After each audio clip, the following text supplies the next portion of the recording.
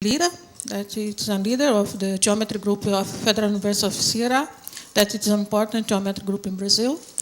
And it's a pleasure to hear you talking about the mean curvature flow solution in warped spaces. Thank you, Valsi. I'd like to thank the organizers for this opportunity. And the purpose of this talk is quite different from the previous one because my intention is not to close a subject as Galvez just did, but maybe to suggest an open field. It's precisely to work with these mean curvature flow solitons in warped spaces.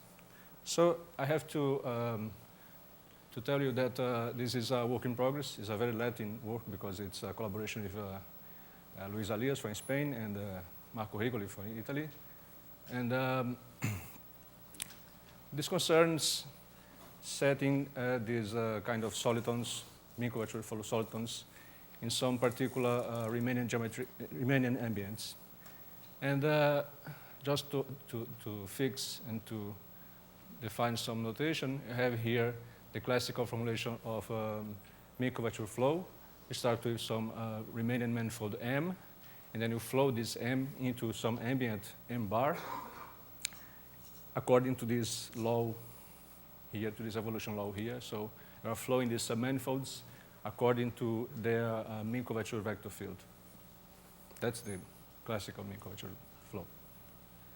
Then I suppose from now on that this ambient manifold has some particular vector field on it. For instance, you may assume that there is this kind of a vector field X, which is a conformal vector field, in the sense that the flow generated by this vector field is a flow by conformal transformations in the ambient. This function here is the divergence of X, and then you have this notion 5 of this parametrization of the mean curvature flow in terms of the conformal flow. Then the definition of a self-similar mean curvature flow is the following one. If you pick up some immersion psi of M into M bar, then if you flow this immersion by the mean curvature flow, this is basically the same as flowing the surface along the conformal flow. So the conformal flow generated by the vector field X acts in the same way as the mean curvature flow, sorry. This is essentially because I have here some hyperparametrization of the flow lines. So the idea is that if you start with this particular submanifold, psi m, and you flow by the mean curvature flow, this is essentially like flowing by the vector field X. The only difference is that the flow lines are different in terms of parameters. So, but as sets, both manifolds coincide. It's the same, are the same. That's the idea of a self-similar mean curvature flow in any ambient. There is nothing to do with conformality of the vector field up to now. But you can try to see if there are examples besides that one. This is the classical example of the Euclidean space. In this case, the conformal field is the radial vector field. The flow generated by this vector field is that one. In terms of this warped parametrization of the Euclidean space, you can write down this vector field as x equal to t partial t, which corresponds to the radial directions again, but in terms of this natural parameter t. Then, in terms of this structure, you may define this flow, which starts with a Euclidean sphere. This sphere here is embedded in the usual manner, in the usual way, into the Euclidean space. Then you get this as an initial surface. Then you flow it according to this very simple law here, this very simple equation. So this is a self-similar flow in the sense that all the future steps in the flow are concentric spheres. You have a similarity between all the leaves in this flow. And then the relationship between the parameter tau of the flow And the parameter S of the flow of the conformal field is that one. If you relate the parameter of the mean curvature flow with the parameter of the conformal flow, so you have this particular relation here, and then you recover the mean curvature flow as usual. So this is the classical example. But besides this, you can try to see how this works in a very general open space. So this time, I have here ambient manifold, which is the product between some interval and some manifold P. This manifold P is quite arbitrary, just a Riemannian manifold. And then you take this product, but instead of considering just the Riemannian product, I take this particular expression, as Galvez just announced this in the last slide.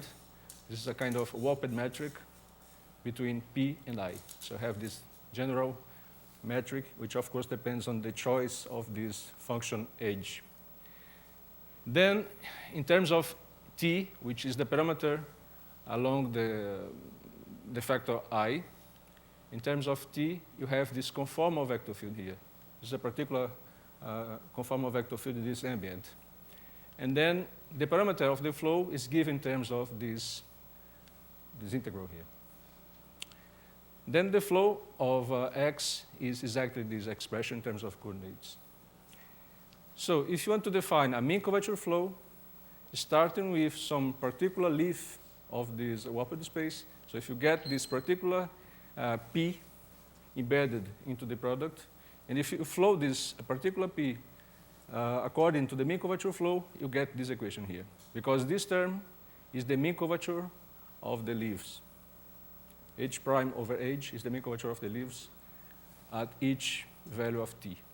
So the only thing here is to define the choice of tau in terms of T in order to get a self-similar flow again. Then the choice now is to take this particular integral here. So you have T is once again, T is the natural coordinate in the factor I, and then this is tau in terms of T. Just make this funny parameterization, and then this expression, which is just a reparameterization of the conformal flow, this expression defines a self-similar mean curvature flow, starting with this initial leaf P T naught. In particular, in the hyperbolic space, how to define a self-similar flow in the hyperbolic space? It depends on the model you have in mind. For instance, you may take this particular foliation of the hyperbolic space. Each leaf is a horosphere, and T is a sort of distance between these horospheres. So you have this particular warping function e to T for that model. Just rephrasing the last slide, you get this parameter for the flow in terms S in terms of T. And again, the self-similar mean curvature flow is given by this equation here, because N is the mean curvature of a horosphere, which is constant. Then the parameter here is this simple linear relation here between the T, which is the natural parameter, and tau, which is this modified parameter, in order to get the self-similarity. Then this is a standard flow starting with some horosphere. You can redo all these simple calculations looking at other models of the hyperbolic space. Instead of taking a horosphere, you can take now a geodesic sphere centered at some particular point of the hyperbolic space. And then now the warping function is this hyperbolic sine of T. The conformal field is, again, this particular one. And then you are able to define a self-similar, again, mean curvature flow in hyperbolic space in terms of this parameterization here. So you have a particular initial surface, which is just a geodesic sphere. And so on and so forth. You can take another models of the hyperbolic space now, equidistant hypersurfaces with a mean curvature between 0 and 1 in the classical model. And then again, you have at least two choices of this self-similar mean curvature flow. Another possible interesting case is instead of warping the product, just take the remaining product without any modification. So just take age as 1, and then you have a possibility of flowing each leaf, but the flow is trivial now because each leaf in this foliation is totally geodesic. There is no mean curvature to flow. Maybe a less trivial example is just take graphs, evolving graphs into remaining products. Marielle told us about the case of Euclidean space, and the equation is formally the same equation as she showed in her last lecture. It's basically this quasi-linear parabolic equation here. Another possibility is to take some sort of cone manifold like this. The warping function is t, but the metric g0 is the metric on this arbitrary remaining manifold. It's not necessarily a sphere. So it's a kind of cone. And then this is a previous result by these 3 Japanese guys, which postulated this notion of flow for that particular cone manifolds. So I have here some information coming from that self-similarity. You have at least 3 equations here. The first equation is that one. So is it possible? It's possible to decompose x in a tangential part and a normal part. In the tangential part, you can get rid of that, just looking for some parameterization of the leaf. But the normal part is exactly minus age. It's the mean curvature vector field of a particular hypersurface embedded into M bar. You have also these 2 equations. And the third equation is like a tensor equation related to solitons.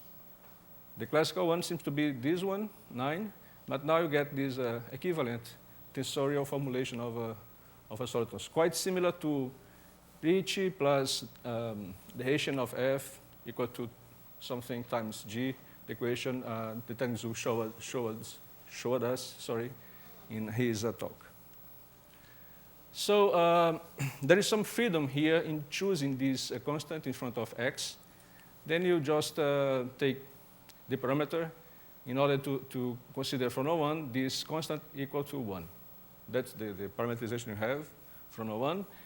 In terms of this parameterization, so the soliton equation is that one. So a soliton is exactly some stationary, say, hypersurface in this self-similar flow. It's the model of this flow. And then you can isolate this equation from the previous slides and just look at this elliptic equation instead of that parabolic formulation I just presented.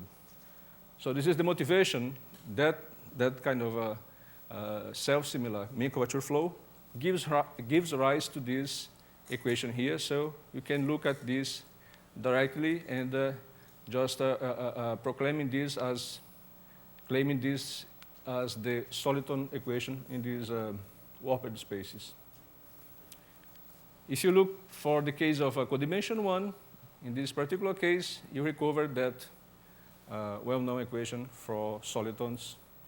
The difference now is that in the Euclidean space, of course, you have here the radial vector field. X is the radial vector field. And from now on, you have some conformal vector field in this warped space. But formally are the same equations as in the Euclidean case. Then, starting with this equation, you can recover all that equations, including this tensor equation here. So you may use this without appealing to the parabolic stuff before. This is a quite independent equation from that flow you defined before. Then solitons appear in all the examples before. You can, of course, recover the traditional soliton, the sphere, into Euclidean space with this normalization here of the radius. In the same way, for a generic warped space, if you choose that constant c tau as 1, then you pick up this particular choice of tau, which gives this equation. This is the soliton equation for warped spaces. It plays the role of a sphere now. So the sphere is replaced by this, by the leaf, which satisfies that particular condition here. In fact, if you look at the mean curvature of the leaf and this scalar product here, both are the same exactly when you fulfill this requirement here. So that's the right choice of tau in order to get a soliton in warped space. For instance, in hyperbolic space, foliated by horospheres, that's the right horosphere you have to pick up in order to study this self-similar mean curvature flow or this soliton theory. That's the right choice of a horosphere. If you look at the foliation by spheres, again, you have a particular sphere, which is that one, which gives you a soliton for the mean curvature flow in the hyperbolic space in terms of geodesic spheres. And maybe I forgot to include the equidistant solitons, but it's basically the same. You have two choices of equidistant hypersurfaces, which are again solitons. For cone manifolds, for instance, those Japanese guys proved that, in fact, these solitons are models, as expected, are models for singularities of type 1, as Mariel defined. These type 1 singularities may be modified a little bit in order to involve the singularity of the cone. These type 1 singularities have a model in terms of solitons. So this is a quite natural idea, at least in these cone manifolds. And in order to get examples with a higher codimension, there are some many trivial ways of enlarging the class of examples, just adding dimensions and taking cylinders and so on, but I'll just skip this. And then this is another class of nice examples. This time I have here just a Riemannian product without any warping function. And then this time the equation is the same, but now X is parallel vector field. And then this equation can be seen now as a Euler-Lagrange equation for this functional here. So you have some sort of weighted area whose critical points are exactly the surfaces satisfying that equation. So it's also a variational definition. Still in these Riemannian products, the equation for solitons, or translating solitons, is this one. You have a flux formula. You can check using this formula that the graphs, as expected, again, are locally minimizing for this notion of area. You can get some examples. For instance, if you have some particular choice of a metric in P, which is rotationally symmetric, so there is a kind of a first integral for that. It's not exactly a first integral, but it's a quite convenient equation. So you have this expression, which gives the function u describing this rotational graph in terms of the mean curvature, which is given also in terms of u. And you have this more general flux formula here, which involves this energy here, which seems interesting. For instance, if you take P of dimension 2, so the leaf is just a surface, and if you take this kind of a metric in this surface, for instance, if P is R2 and you take just the Euclidean metric, or if P is H2, you take, in H2 you take this, in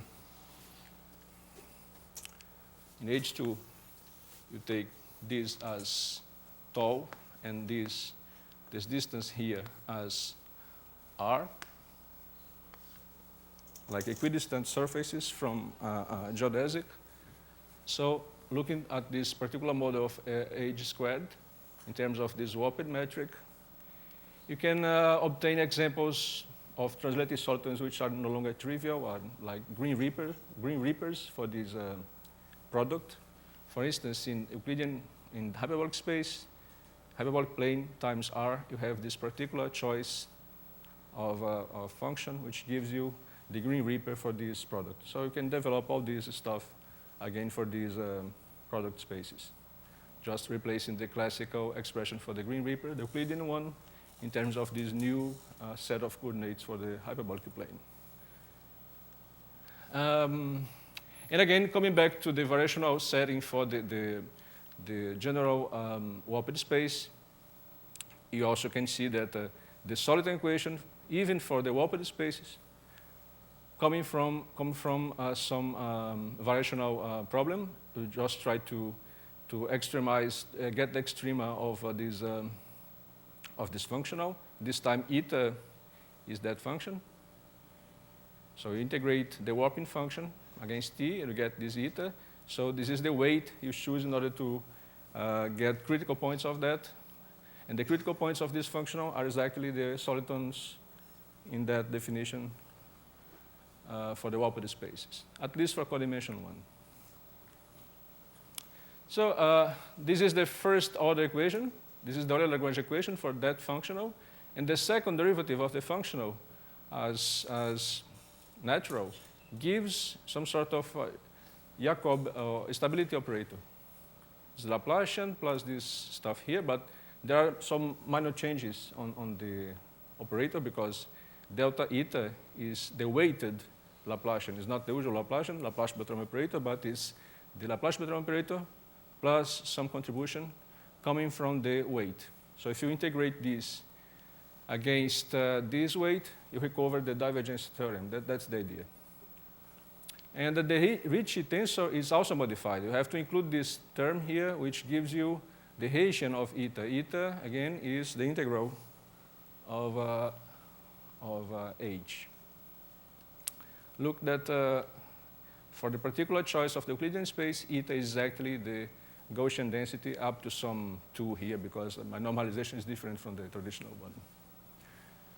So that's the Brachy-Emery-Ricci tensor, which plays the role of the Ricci tensor now.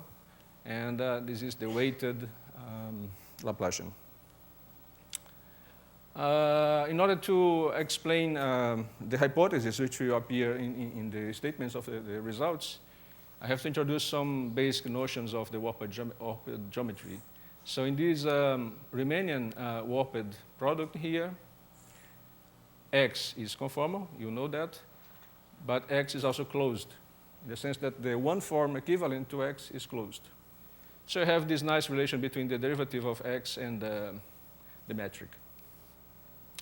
X, the norm of X is h, of course, and the first derivative of h, you call it this phi. Phi is the divergence of X up to some constant. And the flow generated by X, as I said in the beginning, is a flow by conformal transformations. But conformal transformations depending only on the parameter of the flow. And you have this relation between phi and lambda.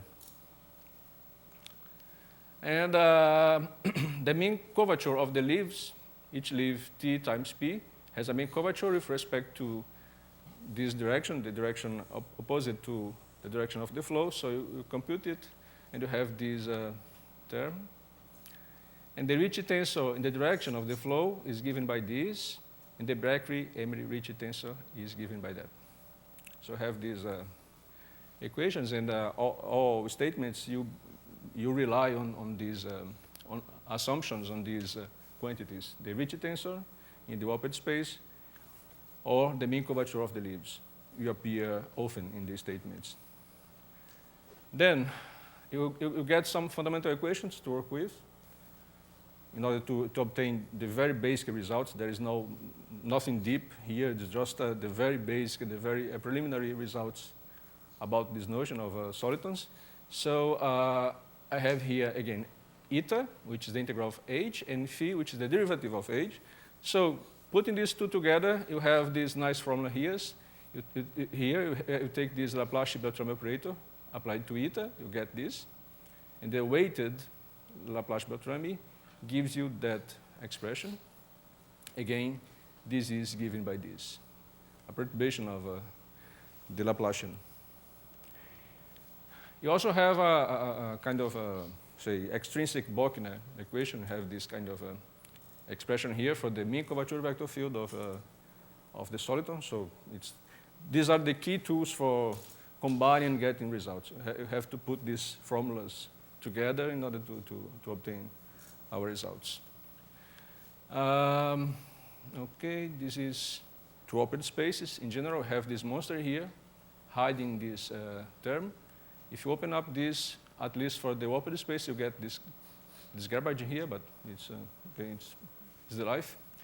And then you have another equation, this time in terms of the scalar mean curvature. So you have this nice equation which tells you that, in fact, age is an eigenfunction for this stability operator. Because this plus this, these two terms, are together the Hitch tensor, the weighted Hitch tensor. So this is the classical result again for this more general context. In particular, if M bar is Einstein, you get this nicer formula here. And Simons, this monster here, Simons, is you get this more simple, the simplest way of writing this down is take, of course, M bar as a space form, which includes, of course, the hyperbolic space. Then you get this particular Simons equation for mean curvature solitons, codimension one mean curvature solitons. Then you start with some results. This is some very trivial one, so it's a kind of a Minkowski formula for this. It's expected just integrating the Laplacian of eta. You have some monotonicity formula for these solitons. You just take the divergence of x and integrate this in a very usual way. You get this sort of isoperimetric inequality here. And also have a notion of density. The novelty here is that this is not the classical volume. It's again the weighted volume. So integrate against phi. Phi is the derivative of age. This is a generalization of a paper by Choi and Gulliver, I guess, about isoperimetric inequalities using some sort of modified volume. So you get these inequalities by Choi, Gulliver, for minimal submanifolds, but also for these solitons. It's a kind of restatement of these inequalities for that kind of open space. And since you have these Laplacians, you have to apply some sort of maximum principle in order to get some information coming from those equations. The idea now is to assure that the maximum principle could be works nicely in this context. Okay, that's the weak maximum principle, assimilated by this Italian school, Pigola, Higoli, Setti, and then this is the statement of the weak maximum principle. If you chart above in a certain supper level of the function, approaching the supremum of the function, so the Laplacian is getting closer and closer to a negative value. Is basically a restatement of the classical maximum principle for compact manifolds in terms of complete non-compact manifolds. That's the right statement for the weak maximum principle in this non-compact case.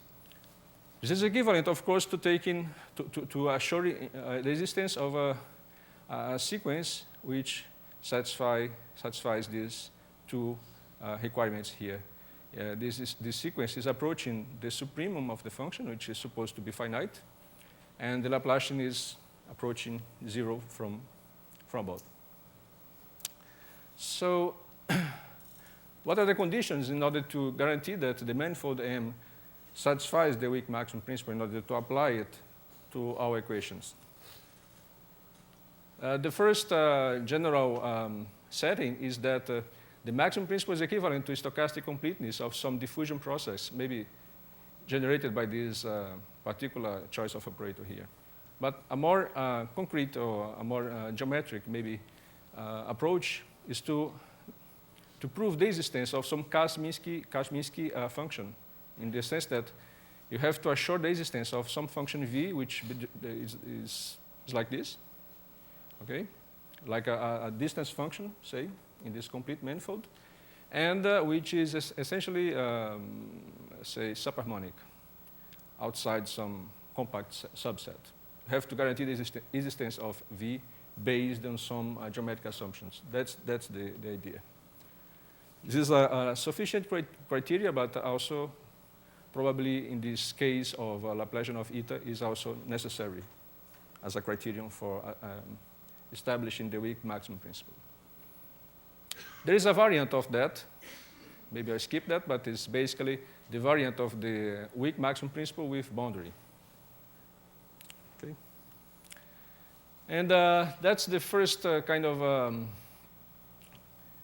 condition in order to guarantee the existence or guarantee the validity of the weak maximum principle. You have to obtain, to control the weighted volume of the geodesic balls.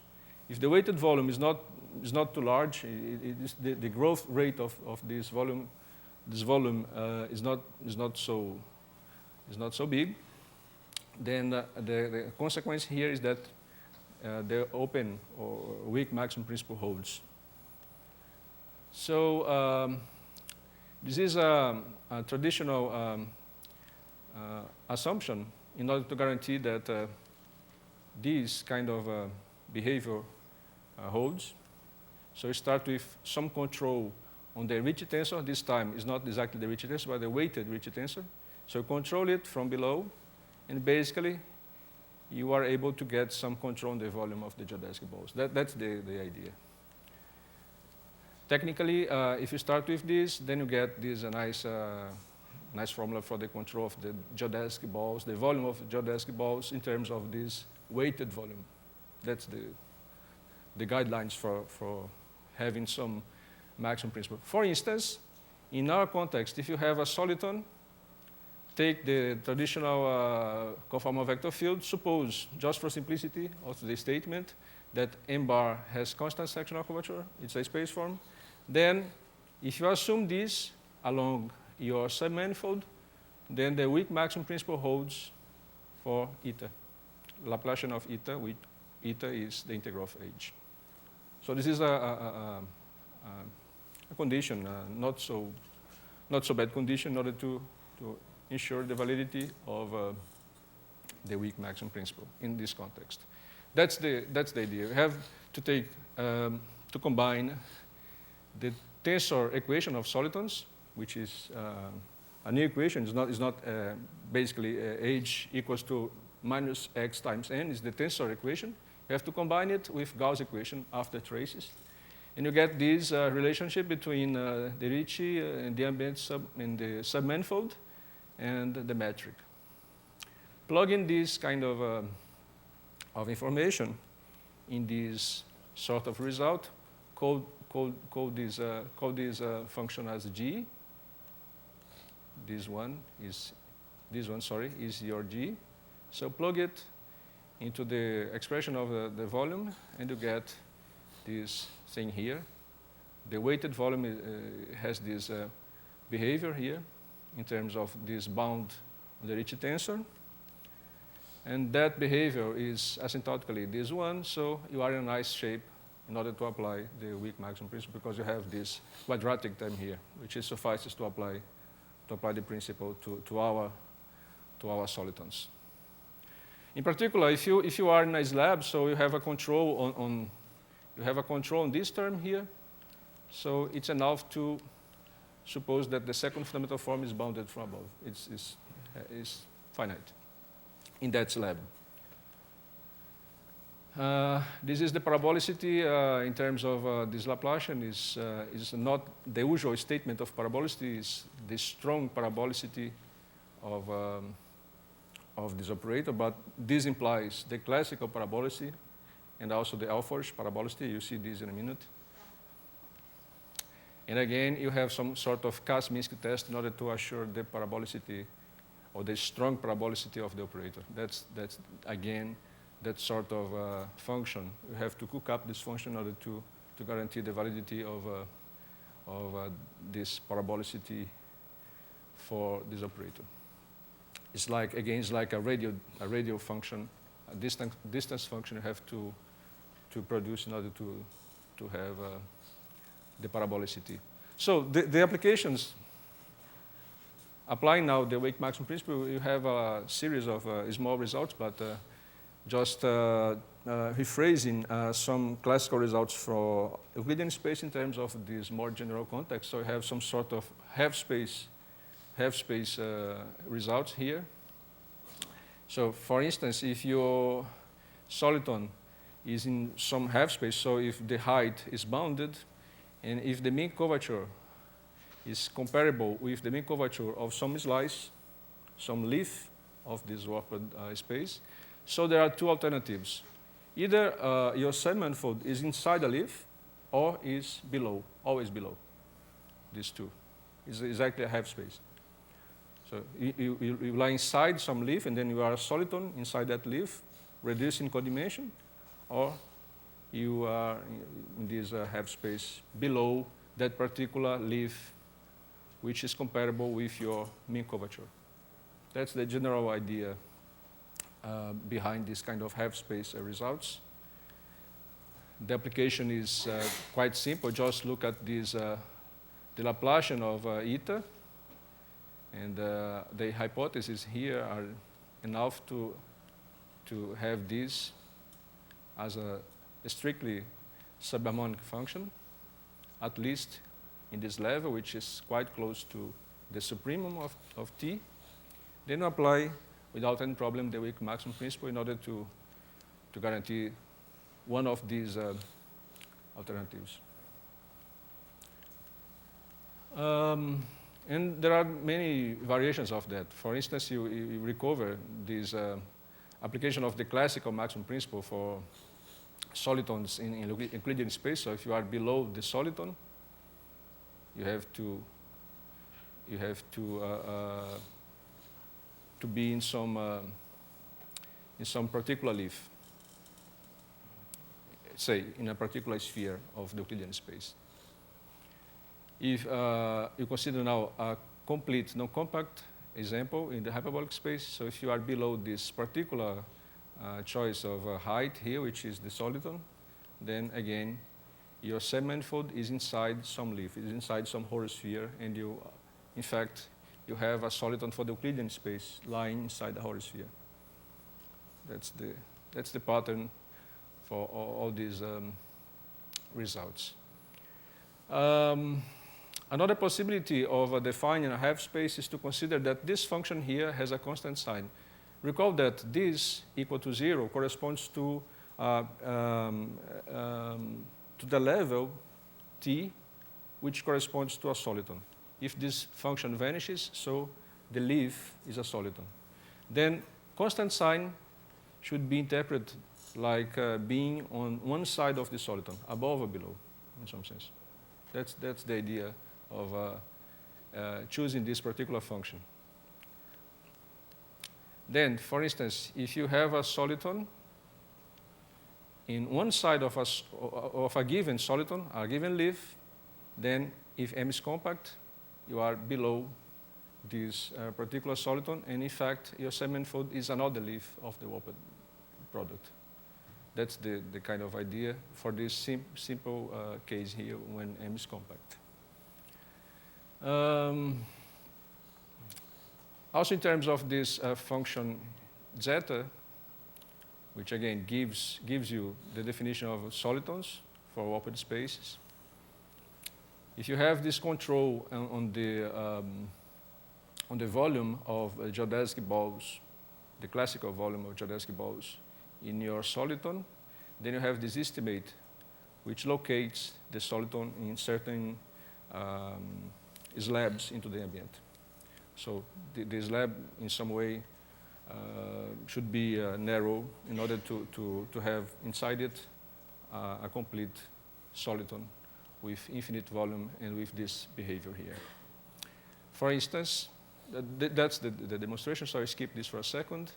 But for instance, if you take this soliton inside this warped space, and you assume this behavior of the volume, the intrinsic volume of the submanifold of the soliton, if your soliton lies inside a slab, at least outside a compact, then if you have a constant sign for the soliton function, so if you are in one side of the soliton in these terms, then necessarily your submanifold is a leaf.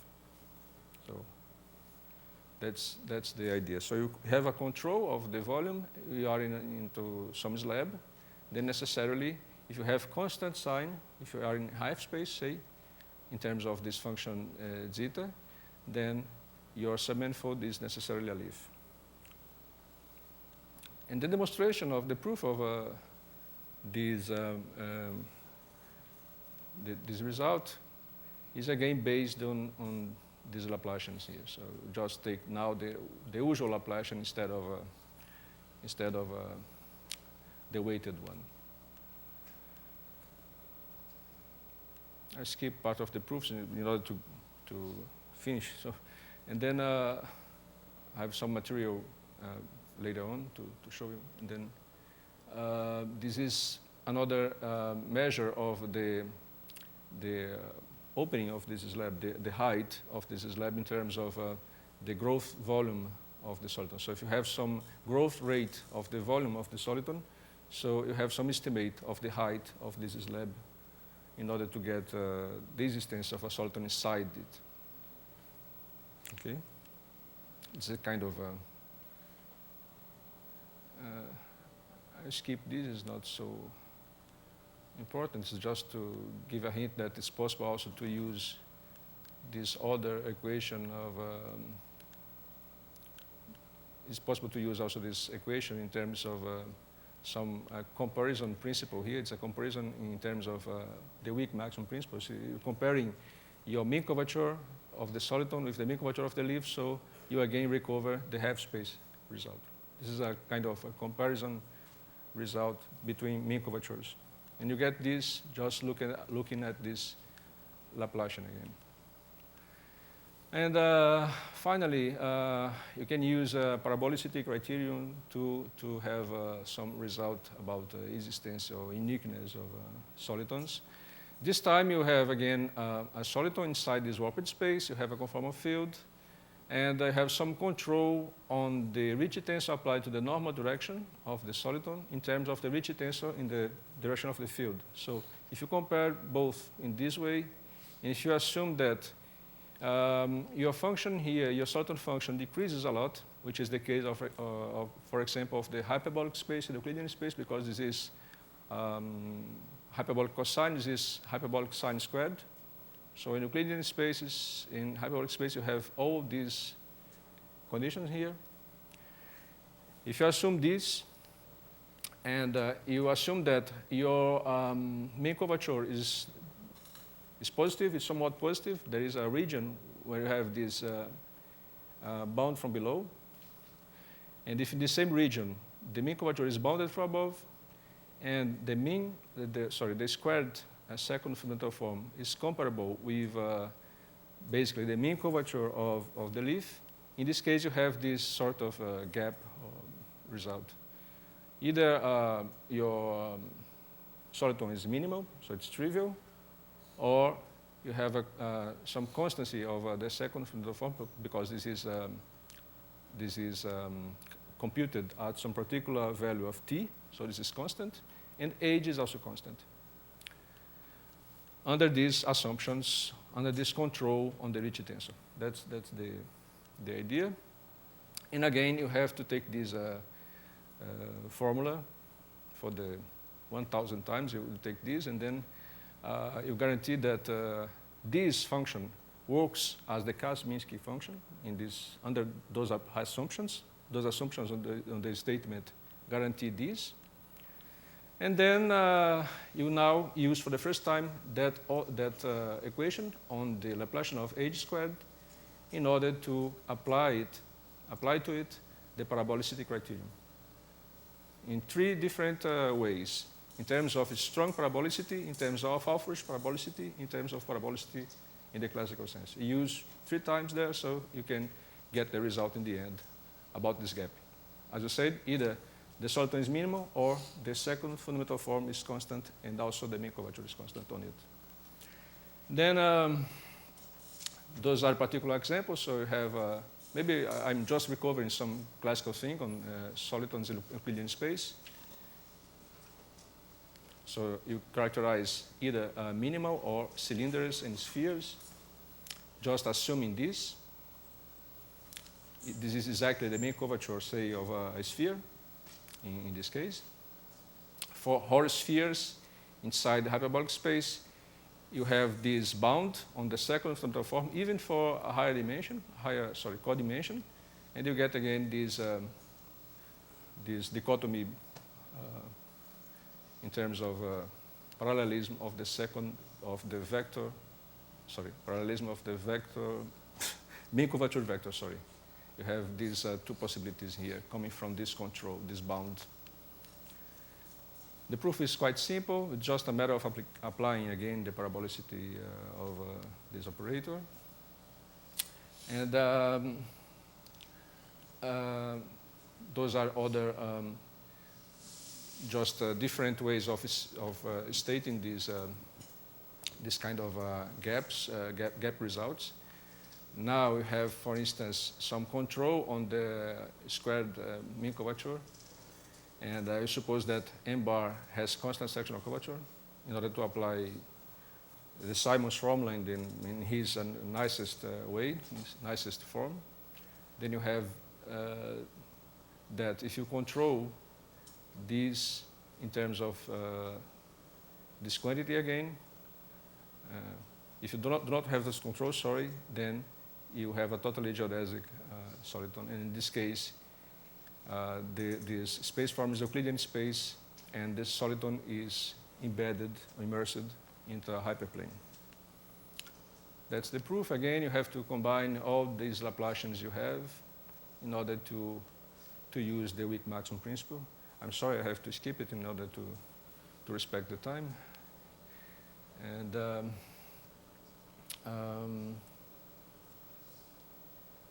this is another possibility. This time you have a soliton inside the warped space, but into a slab.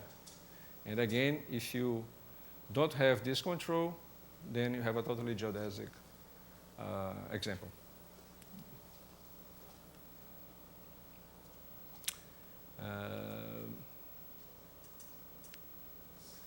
And finally, maybe the last or one of the last results, you have this possibility of applying the weak maximum principle to this particular choice of function here. So now, just to simplify a little bit the statement, take the soliton into the Euclidean space. Assume that the mean curvature is always non-zero. So if you control this, you say the height in terms of this power of the mean curvature, this power given in this range. So assuming that your second fundamental form is below the value in the sphere, that's the classical assumption on this subject. And assuming that you have a bound for this ratio here, then you get this information. This is again some application of the weak maximum principle. This time this 2 should be outside. We apply for that, so you get this sort of modified Simon's equation. Just get rid of this because you are in Euclidean space. You have a sign for that anyway. And then you get this equal to this. On the other hand, if you apply the same operator here to that choice of function, so you have this thing here. But since alpha is in between 0 and 1, so this has the right sign. And then this function, v, works as the Cauchy-Minsky function in order to apply the weak maximum principle to this operator here. Then the operator is parabolic. You have here a subharmonic function for that operator. So the conclusion is that this function is constant. And then if it's constant, so of course this is 0, then you get exactly the final the conclusion. Why this is important is because this tensor being vanishing, this tensor characterizes at the same time umbilical examples. So all these examples in the list in the beginning are characterized by this. When the tensor age is a multiple of the mean curvature, so we are an umbilical example. Or either this characterizes umbilical examples or the Green Reaper, the green hyperplane, is also characterized by this, by the vanishing of this tensor. For instance, recently, Francisco Martin from Granada, Savas, and Smochik proved that under the condition that the mean curvature never vanishes, so assuming that this thing has a local maximum, assuming that, they prove that, in fact, the soliton is a green hyperplane. So you remove that assumption that the soliton attains a local maximum for this. We don't know if it's the case. Then you guarantee under those assumptions that, in fact, you can apply the weak maximum principle instead of the classical maximum principle. You do not need to assume anything about the existence of a critical point for some function. Then you recover the result by Martin, Savas, and Smochik under those assumptions instead of... and in this way, you can characterize the green hyperplane in Rn plus 1. Green hyperplane is the Green Reaper times a line. Okay. And maybe I'll finish here because there are some results about stability, but maybe next time. I'm sorry for the hurry, and thanks you for your attention.